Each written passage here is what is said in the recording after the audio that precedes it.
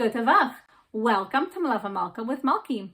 We're entering the week of Parshas Metzora. The Kohen would command the leper to take 2 live kosher birds as a sacrifice for purification. Why birds and why 2? One of the causes of leprosy is lashon hara. The speaker replaced friendship with strife. The Hebrew words shalom and tzipor have the gematria of 376. In order to be forgiven, one must make peace. And why 2 birds? Because 2 people were restrained from each other. The numerical value of tzipor times 2 equals 752. And the Hebrew letters that spell zahav, gold, are zayin, 7, hey, 5, and beis, 2. Making peace is as valuable as gold. During the 6 days of creation, Hashem first created the animals and then man. And here too, the Torah first teaches us which animals are kosher and which aren't, and then describes the purification process for man. Animals operate out of instinct. They have no free choice. However, man has a mind and a body. And if a man allows his ego to become arrogant and jealous, he could be even more destructive than animals. Chas v'sholom.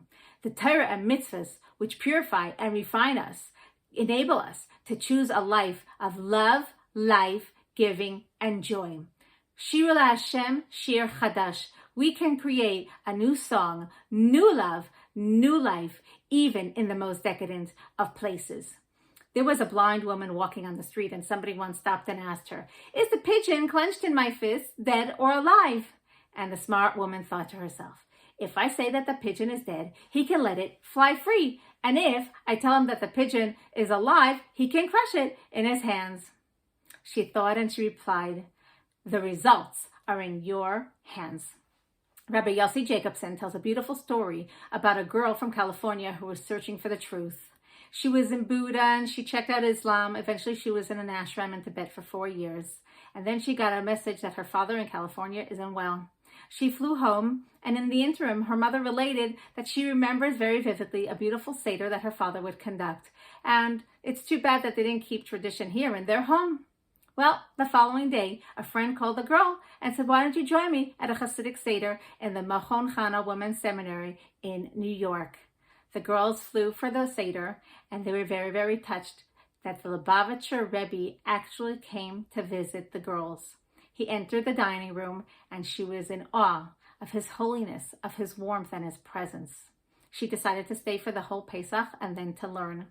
At one point, she wrote a letter to the Rebbe describing where she's been for the last 4 years and to ask for a path of tshuva.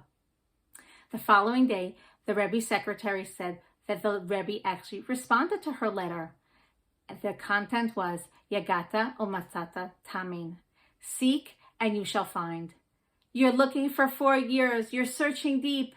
You went very, very far to look for the truth, but you're not a lost case. You will find the warmth of Hashem is always there for you.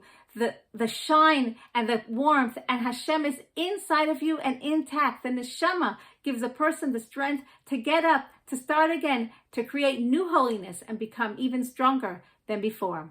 This is success. I fell and I overcame. Hashem is with us in the depths. That's where the diamonds and the treasures lie. This is how we have the strength to get up even more connected. And this purification creates new holiness, golden peace, to bring Mashiach now.